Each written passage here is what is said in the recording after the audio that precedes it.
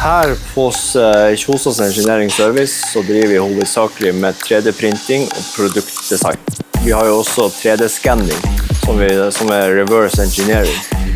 AddNorth jo vår hovedleverandør av filament. Altså, vi kjøper 99% av filamentet fra AddNorth.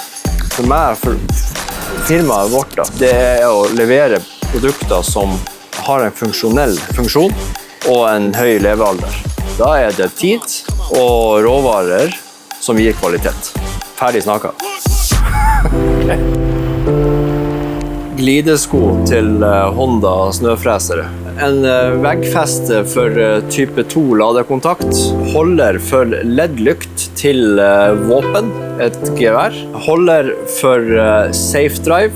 Her har vi et ladedeksel. Vi på 3. året nå med foretaket mitt. Og grunnen til at vi har valgt 3D-printing som vår strategi, det jo fordi at det gir en fleksibilitet. Og vi har jo hatt serieproduksjon der opp til 10 000 enheter av en del. Så at enkelte sier at ja, men du kan ikke drive med serieproduksjon. Jo, det kan du hvis du strukturerer det på rett måte.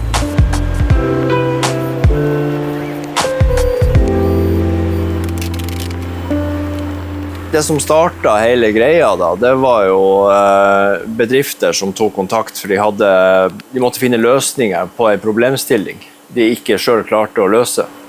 Og så, når det har gått et par år da, så vil jeg begynne å jobbe med forbrukere også, og se hva slags produkter kan vi lage som nyttig for en forbruker da. Og siden jeg kommer fra bilindustrien selv da, så det jo veldig lett å lande på produkter relatert til bilindustri.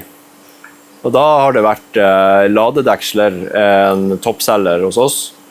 Det rett og slett beskyttelse av ladeporten på elektriske biler når de står hjemme og lader på kvelden og natta.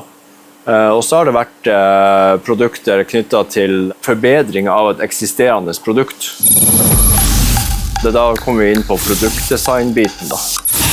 Så jeg personlig da hadde en case hvor jeg hadde kjøpt meg en snøfreser og skulle bruke den på ømfintlig underlag. Samtidig så leveres jo snøfreserne med sånne glidesko på siden som av stål. Og hvis du da har et underlag som asfalt, belegningsstein eller annen skjør underflate da, så vil du skade den.